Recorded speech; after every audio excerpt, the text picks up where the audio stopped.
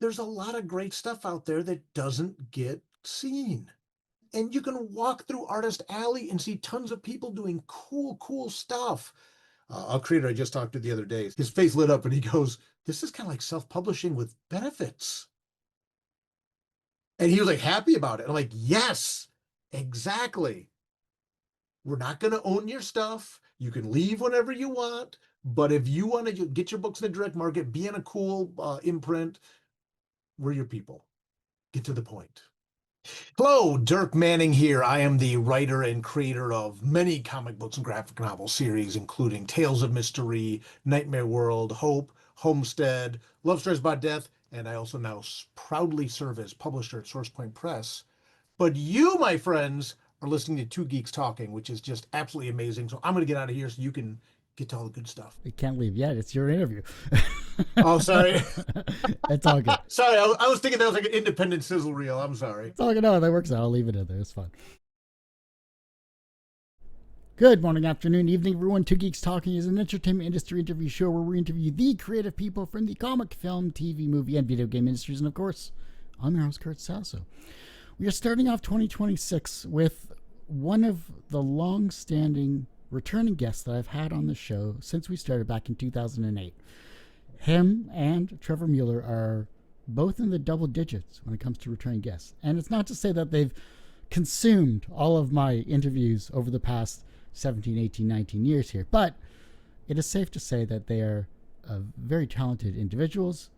But we're talking with a publisher, a comic creator, and the man that is on the show for his 11th time, Dirk Manning. How are you doing today? Good to see you, my friend. I realize I'm like the fudge ripple through your vanilla ice cream, right? It just kind of like, just varying through. Although it's been too long, man. And congratulations. I know this isn't what we're gonna be talking about, but congratulations on all of your continued success too, man. It's just been amazing to watch your journey and things like that. And I'm really happy and excited to get to be back and finally chat for a bit. Well, it has been 2 years since your last interview. Back in 2023, we had you back on. We were talking about, I think we were going on volume 6 of Tales of Mystery, volume 5. Okay. This is why you go back and you got to watch his past interviews. You see, there's so much you can learn and know. And I still refer back to our Kickstarter interview that we had talking about basically from A to Z of how to kickstart for comics. And that's a go to thing for new creators on the show that I always point back towards. But I'm pontificating about past events. We're here to talk about the future of yourself here. For those that don't know anything about yourself as a creative person, tell us who you are and what you're bringing to Two Geeks Talking today. Dirk Manning. I have written, I believe I'm at about 23 different graphic novel series, mostly creator owned. I live kind of in the genre of horror. I've published predominantly with SourcePoint Press, where I now serve as publisher, which we'll get to in a minute. But a lot of people also know me, like you said, from Right or Wrong, Writer's Guide to Creating Comics, started as an online series column, then turned into a book.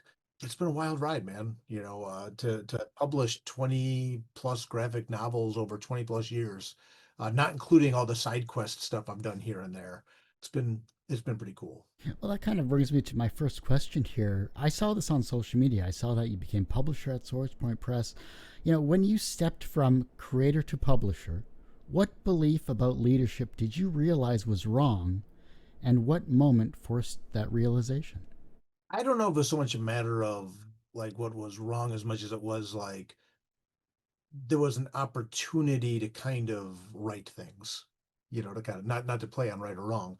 SourcePoint Press has been around for over a decade now, and they started as one thing, and as a lot of organizations do, they morphed and they evolved and they grew and things like that.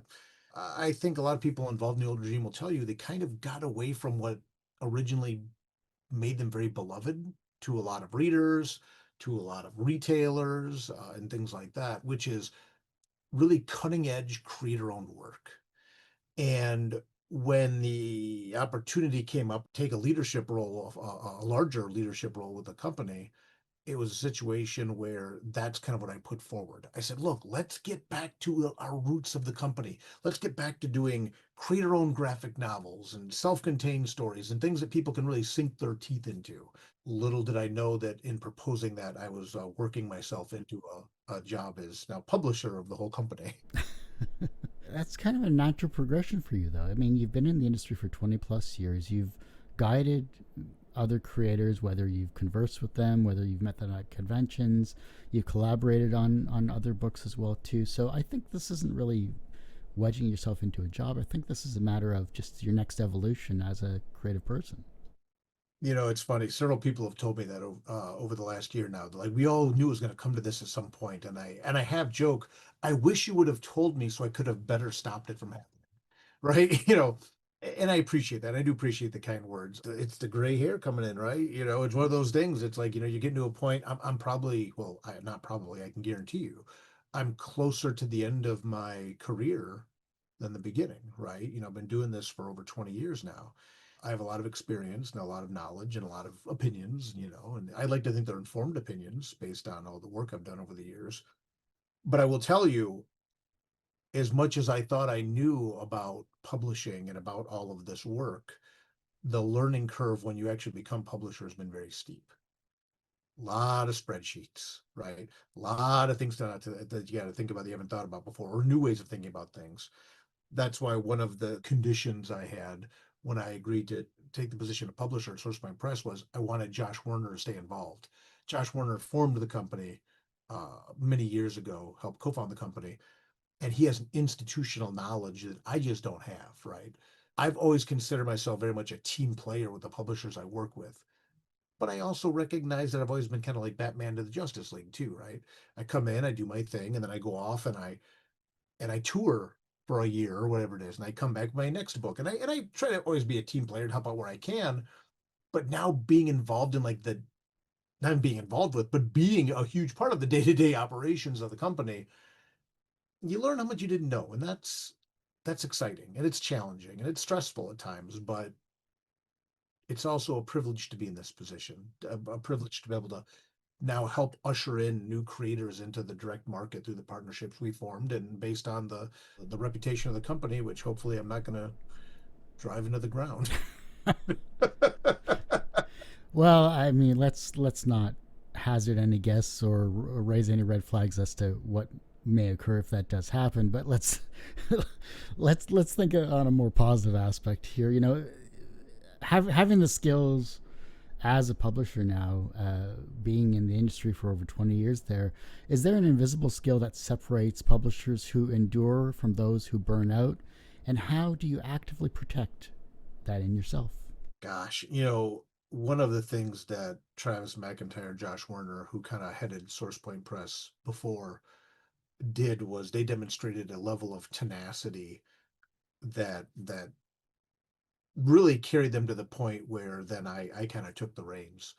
And it's interesting because one of the things I got to see as I slowly started to get more involved, it was like special projects manager with the company and things like that, was it doesn't matter how much you're trying to do right by people. Some people still just want more, don't see it that way. And that's something that I heard from Gary Reed back in the day, with Caliber and Jim Valentino at Image and, then with Travis with SourcePoint, is that when you become publisher or editor in chief or whatever your leadership role is within a company, it's very important to look out for your people, but then also to recognize that sometimes no matter how much you're doing, it's not going to be enough for the people you serve and not taking that personally. I joke a lot that I hear Jim Valentino coming out of my mouth more and more every day. And I learned a lot from Jim from my time at Shadowline with Image. And I wasn't even there that long. The times I got to work with him and work with him directly and just my interactions with him, there are times Jim frustrated the hell out of me. And that's not to say I still don't necessarily or do agree with all of his decisions he ever made, but I've continued over the years to understand a better perspective for it. So I think that what keeps you going and what allows you to keep functioning as a publisher is one, doing the best you can by everybody you're working with, but then two, also making sure that you don't take it personally when things don't work out the way you want them to. And that can be tough, right? That can be tough. Any creative person has a certain amount of ego. The ego and the heart are also often very connected, you know. So just recognizing that sometimes it's just business, but at the same time, not using that as a callous shield to not treat people well either. It can be business, but you can still treat people well. But then just recognize if it doesn't work out, don't. Don't allow that to really weigh on you heavily. But it also comes back to the roster of SourcePoint Press, though. You've gathered a lot of creative talents over the years here. I know I've had most of them on the show. I hadn't looked at the SourcePoint websites in a couple of years. So when I went back to it, I'm like, oh, I've interviewed John Dexter, I've interviewed Wells Thompson, I've interviewed, et cetera, et cetera. You know, you have people like Josh Mallerman, Christina Blanche, Corrine Roberts as well. You know, what thread connects these storytellers that are this diverse beyond genre labels like horror and pulp? I'll tell you the biggest thing, and every creator I've talked to about this. The model that we have at SourcePoint Press is not going to work for everybody, but it's going to work exceptionally well for the people that it's designed to work well for. And I'm not trying to be cryptic when I say that, but I will say that every system is perfectly designed to get the results it does, right? All the creators you see at SourcePoint Press now, and the ones that we've been announcing, and the ones we'll continue to announce, are people that are out there and investing in themselves and betting on themselves and recognizing what a publisher can do for them and what they can.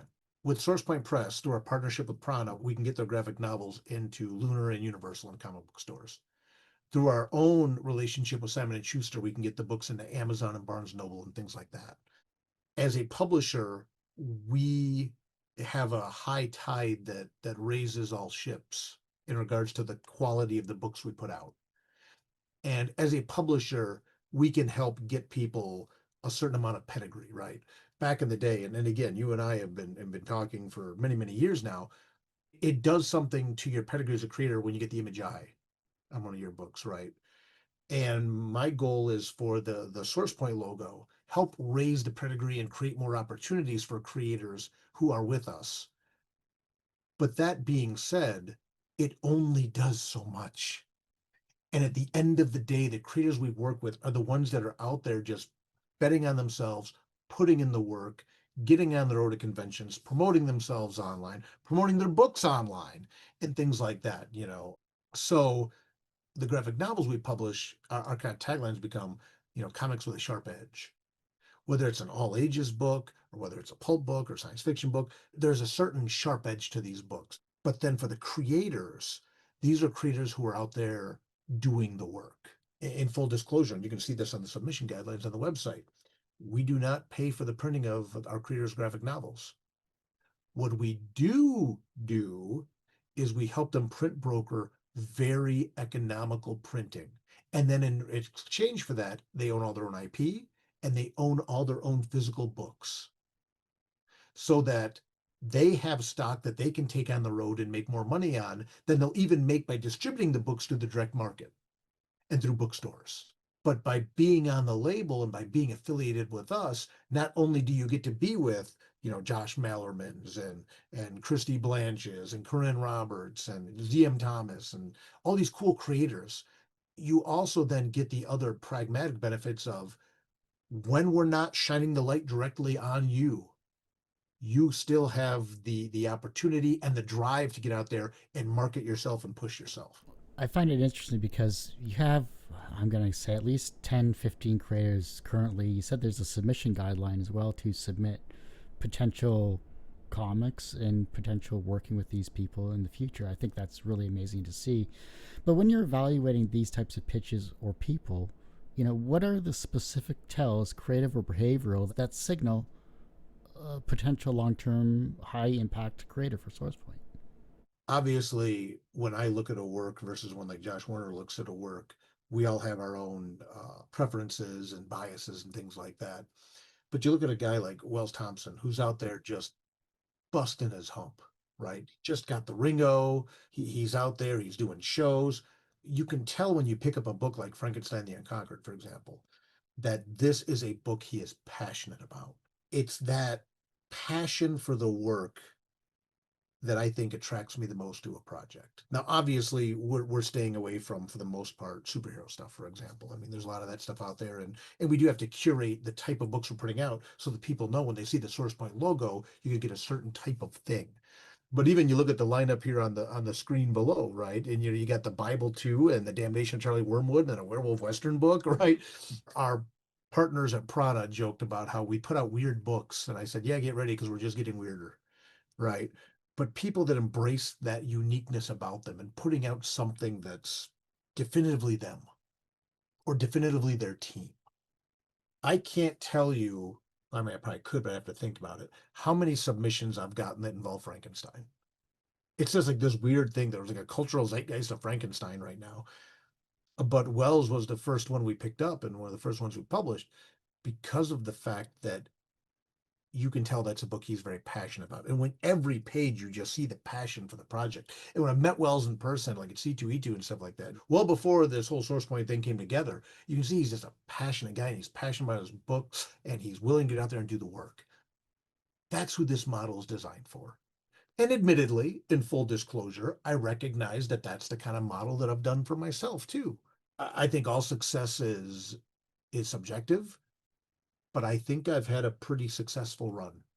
If I look back to even our first interviews that we've done, and see where I'm at now and the amount of books I've put out and stuff like that, and I've done pretty well. I'm not going to say I'm content, but I'm proud.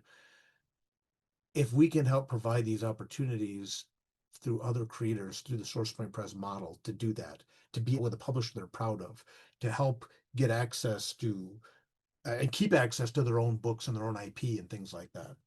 That makes me happy to be able to pay that forward to other people. There's creators that have looked at our model and said, this isn't going to work for me. I can't afford to print my own books. And if you can't print books at the prices that we can get them to you for, then this definitely is not the right model for you. And that's okay. And I've been there too. A couple grand is a couple grand. I get it. But if you're to that point and you can invest in yourself and you're going to get yourself on the road and promote yourself at interviews and things like that when your book goes in the direct market, and you are producing book you're passionate about that fits in those subgenres that we're looking at, I hope we'll be on your radar because I think we offer a very, very good deal to creators that want to invest in themselves. A creator I just talked to the other day said his face lit up and he goes, this is kind of like self-publishing with benefits. And he was like happy about it. I'm like, yes, exactly. We're not going to own your stuff. You can leave whenever you want. But if you want to get your books in the direct market, be in a cool imprint, we're your people. Get to the point. I think it's interesting because all of these creators are so used to doing everything solo because they're forced to. It's been like that for 20, 30 years because they're, the Kickstarter model and crowdfunding and publishers and everything like that. Webcomics back in the day, even that's still a model for success for some. It's just amazing to see how it's evolved over the years. And I think that if this model works for them, then this seems like a great avenue to go by here. Well, no, but I think it's a very valid one too. And even when you look at my history going back to publishing in online comics and stuff like that, right in the early 2000s, the creators we talk to are the ones that are embracing that model of no one is going to love your baby like you will. And there's a lot of benefits we can give you through SourcePoint Press. But I've had this talk with several creators, kind of your point about when your book is in active solicitation through the comic book stores and then later in the bookstores, that's when we're going to shine the biggest light on you. But everyone gets their moment in the light. And sometimes you talk to creators who maybe don't have as much experience as a little bit younger, and they say, well, how are you going to promote my book? And I say, well, we can hook you up with these assets and these avenues and things like that. But the idea that we're going to talk about your book forever is not realistic. We'll always be proud of the book. We'll always promote the book through the channels that we have, and you'll always be part of the family. But that intent, that spotlight, that flashlight, that's a limited time because everyone gets that moment. When I got a book out, I'm going to get that moment. When Steve Thomas gets a book out, it's going to be his moment. When Christy gets her book, it's going to be her moment, et cetera, et cetera, et cetera. And John with Alpha Dogs, he was in our first month of launch. He's got another book coming out with us later this year on Dime Store Detective. Then he'll get his moment again. But it's almost like the spotlight stays stationary and we kind of move through it. So that's why, to your point, we are working with people that get that and are going to get out there and still grind and use us as an additive to what they're doing rather than being completely dependent upon us. I think that's the hardest part about promotion is because if you're not self promoting yourself through social media, if you're not doing short content, if you're not going on interviews, and you're just hoping for the masses to come to your book because it's the best thing you've ever written, but you're not promoting yourself, then how do they know? It's like if a tree falls in the woods, does it really fall? Or does anyone hear it? There's a lot of great stuff out there that doesn't get seen. I'm talking to you in a room full of graphic now. I've right here off camera, stack of graphic novels all throughout this room, graphic novels, and I haven't even read everything in this office yet. And you can walk through Artist Alley and see tons of people doing cool stuff. At the end of the day, it's your obligation to let people know what you offer and your vibe find your tribe, right? I do mainly horror stuff. When I have people come to my table at a convention or something like that, and they say, "Oh, first off, when you look at my table, you should have a pretty good idea of what I do." But the picture of that guy in the top hat and the scarf, there's a reason for that. It's like this is spooky area. When people come back and say, "Oh, I really don't like anything scary," and I tell people, then this probably isn't a spot for you, and they get taken aback, and I'm like, I don't want to waste your time or my time, right? You have to know what you offer to people and then be able to hone in on that. It's crucial.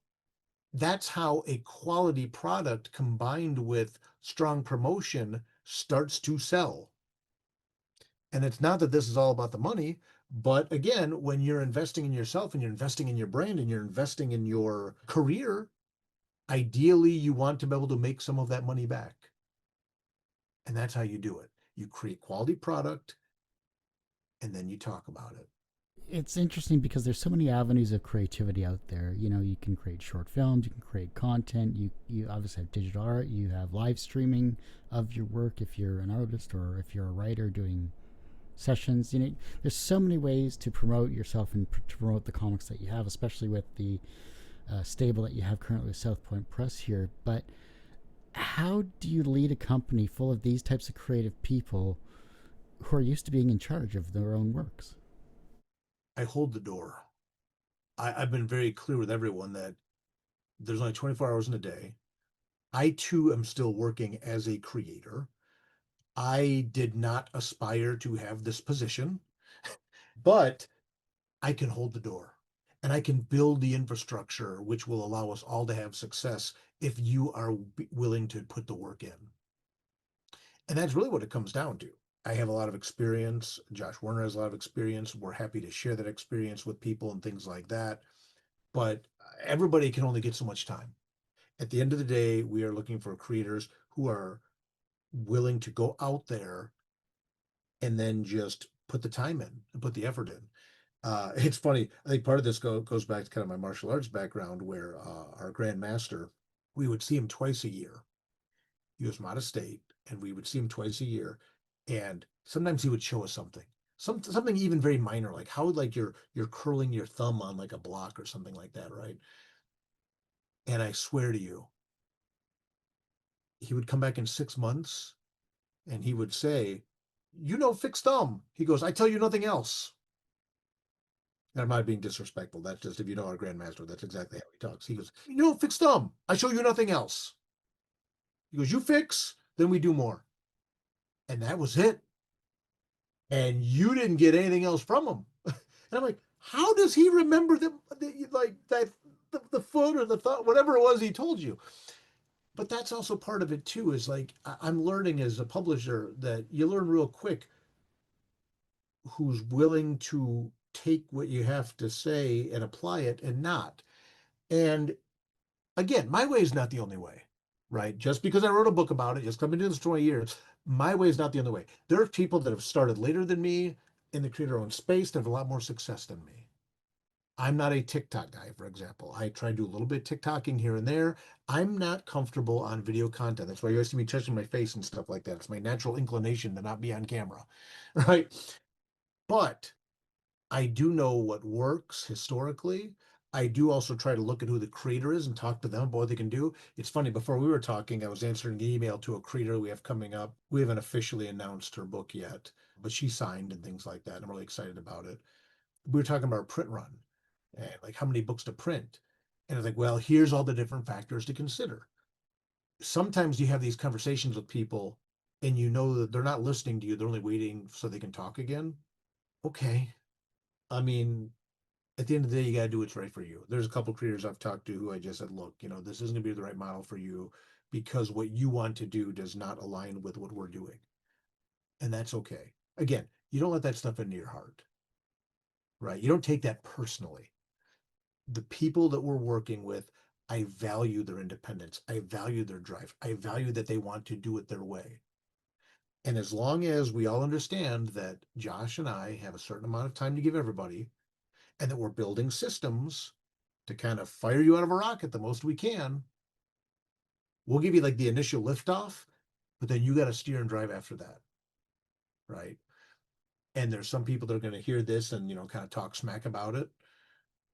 Find a better way, to do it for other people, or find a way that works for you. But this is what we do. And the creators we're working with, they get it, they appreciate it, and we think they're going to have a lot of success on this model. So, how do you weigh creative risk against long term commercial sustainability when you greenlight a book? It's funny. There's a conversation we're having now. Now that our books are going into the direct market, I really appreciate and value projects that very much speak to the true passion of the creator. Got a book like Alpha Dogs by John Dexter. That's a passion project for him. Or Z.M. Thomas, the Bible too, right? Or I mean, you pick anything we have in our roster, right? They're all passion projects. I also tell the creators we're only releasing 2 to 3 graphic novels a month. That's our plan probably for the next 2 years, as it sits right now, as I'm sitting right now talking to you. We don't want to flood the market. We want to give everybody a chance to let their book shine a little bit. Um, but because we're only doing 2 to 3 books a month, if a book we put out demonstrates or that is not connecting with our audience through buys, it may not be something that we can dedicate that slot to moving forward. Right? I mean, it's just that simple. Again, that's business. We publish, we release 2 to 3 books a month. And if it's just not connecting, it doesn't mean it's not right for, it doesn't mean it's not a good book. It just means it's not the right book for us. I've had books that I have been extremely passionate about that I've had at publishers that did not sell through that publisher, but yet when I go to conventions, literally flies off my table. You know, I mean, so I would understand why sometimes the publisher's like, we don't want to keep working with this book. But I'm like, I can literally just set this book on the table and people just pick it up and buy it. It just wasn't the right fit. And that's okay. So that's kind of what we're looking at as we move forward too, is that same type of scenario where is this the right fit for what we're doing and the right fit for our audience and the right fit for the retailers and things like that. You're always used to pitching at conventions here. Let's flip the script here from a publisher standpoint. If SourcePoint had to pitch to creators, what would your pitch be Mm. to win the best minds in indie comics? Our pitch is very simple. When you work at SourcePoint Press, when you work with us, you own all your IP. You're also going to own all your own stock. And what I'm about to say next, I'm not saying to make ourselves look taller by making other people look smaller. But the fact of the matter is, there's a lot of different publishing opportunities out there that do not offer terms that allow creators to control their own inventory, their intellectual property, and directly monitor their own profit on their sales and profit as much off of their sales as much as we do. I've joked that our submission guidelines at the SourcePoint Press website are almost offensively transparent because I want people to know exactly what they're getting into. We are not going to pay you to print your creator-owned book because we're not going to own any piece of it. We do a straight profit split on books that we sell on your behalf through our channels. The rest of the money is yours. The rest of the books, well, all the books are yours, but those are the books that we even take in and distribute for you. A creator I talked to the other day, lit up when he said, this is like self-publishing, with benefits.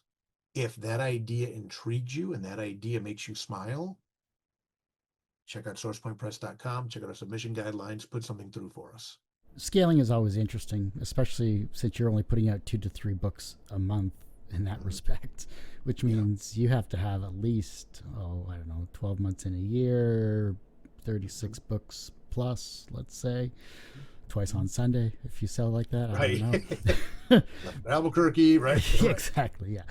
But when you're looking at SourcePoint Press in the next few years, what does scaling without losing soul look like in practical terms? I'll let you know when we get there. No, to me, scaling ultimately comes down to what is the market response to what we're doing. If we exist as a niche publisher doing weird, esoteric, horror, speculative fiction books from creators who are passionate about the work, and we never crack the top 10, but our creators are happy, that's fine. If retailers start responding well, they recognize the level of quality that are in these SourcePoint Press books. They're able to market them to their audience and their customers and things like that, combined with us getting the word out through things like we're doing here, talking to you, and people recognize almost like a record label. I don't know this creator, but I know if SourcePoint Press is putting it out, I want it. That would allow us to scale more and still, like you said, maintain kind of the soul of what we're doing. It's funny, I think a lot about my time in music journalism as well through all this. And like there were certain record labels that any album they put out I would look at, or certain producers, any album that they were producing, I would check it out. Like, oh, Rick Rubin's producing a country album, I'm gonna check that out, right? Or oh, Rhino Records is putting out this new collection. I haven't heard this band, but this greatest hits, but I'm gonna check it out because they do really cool stuff. As long as you can maintain your brand integrity and put out high quality, I believe that we will be successful in that regard. And then we'll continue to look at what the market's going to support. We're not doing issues, we're doing graphic novels. Graphic novels aren't returnable.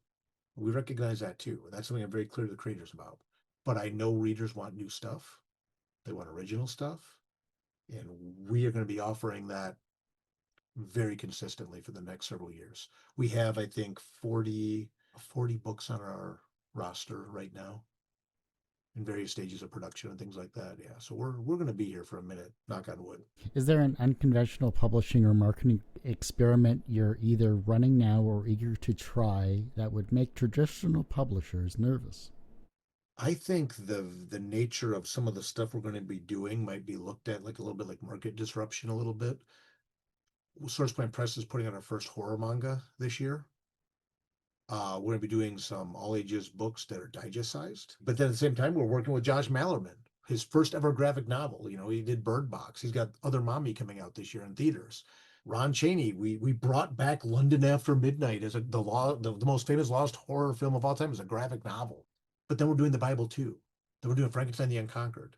We're bringing back into the direct market Christy Blanche's Damnation Charlie Wormwood. Then you got a book like Bug Bites by Corinne Roberts, right? John Dexter just did Alpha Dogs, and now he went from superhero canines or superpower canines. Now he's doing this like true detective, like weird supernatural pulp detective book. And then you got my weird thread of stuff running through everything right now because and gosh, Josh Werner's book that's going to be coming out in October. Oh my gosh, people are not ready for it. Josh Werner is doing a book, and I'm not going to say what it is. I promise you, and you can quote me on this later.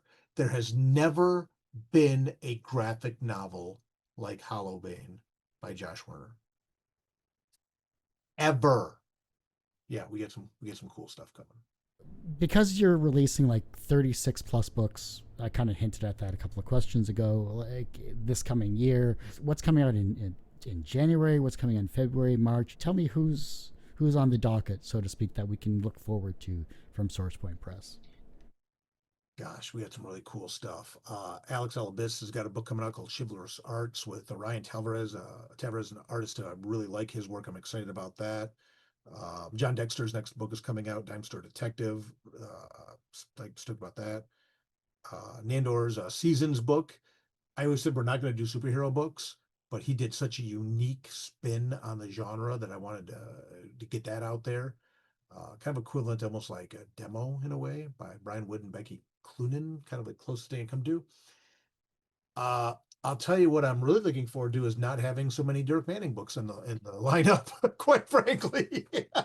um, one of the things is that as we're working with these creators and we're getting their books printed and things like that, I've had a backlog of books that haven't entered the direct market because, when SourcePoint kind of went through this transition.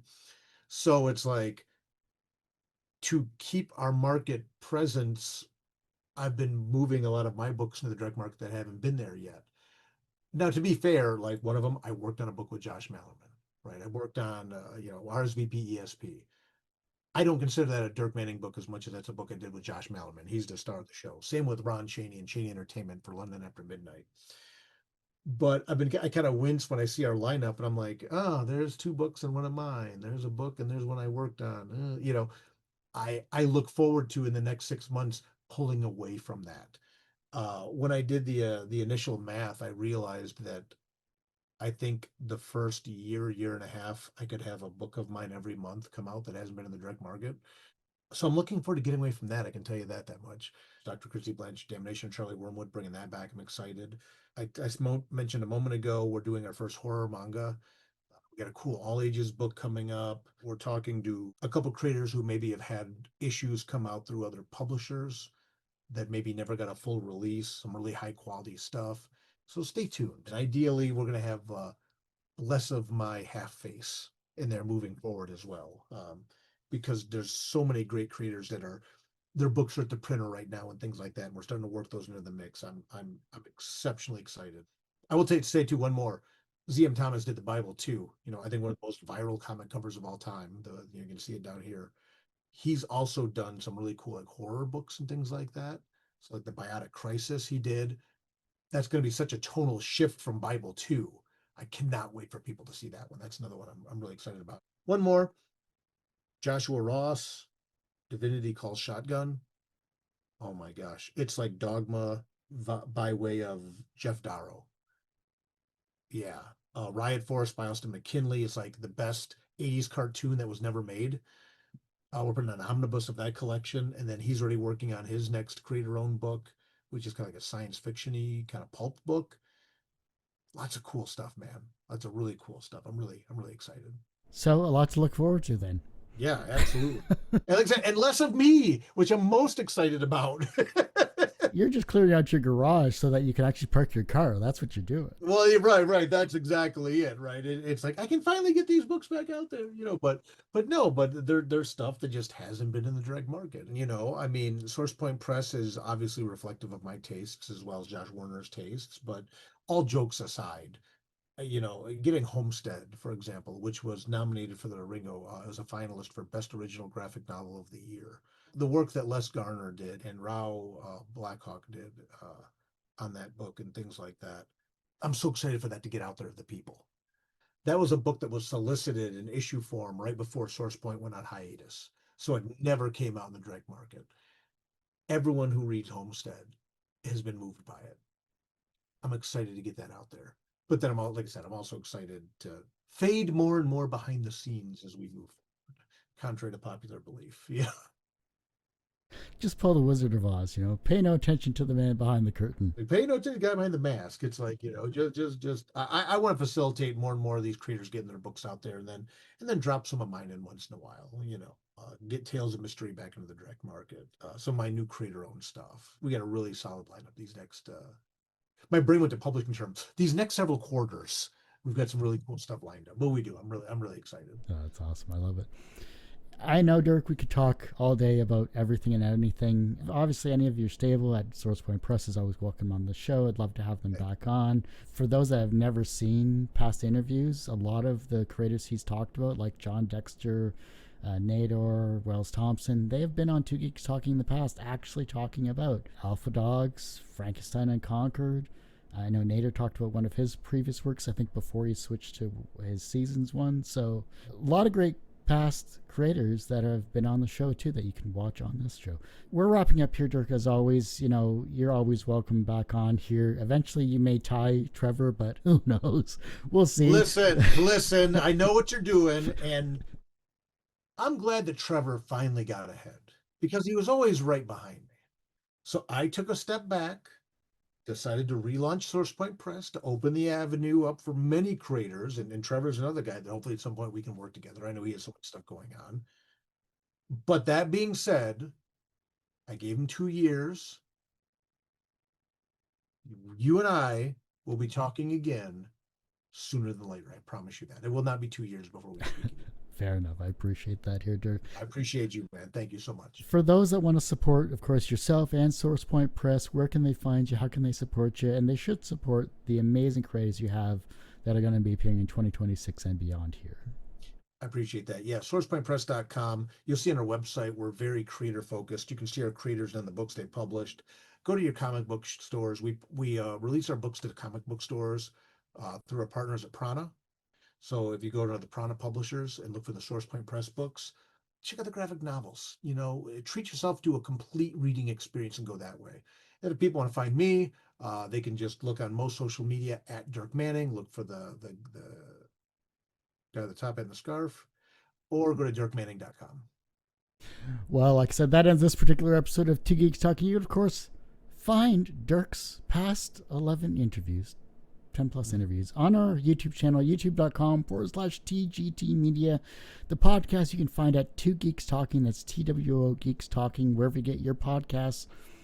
And I'm on social media. Two Geeks Talking, Kurt Sasso. Find me wherever you search and I'll be there. It's all good. But as I say every week, everyone has a story to tell. It's up to me to bring that out. Thanks for listening and watching on Two Geeks Talking.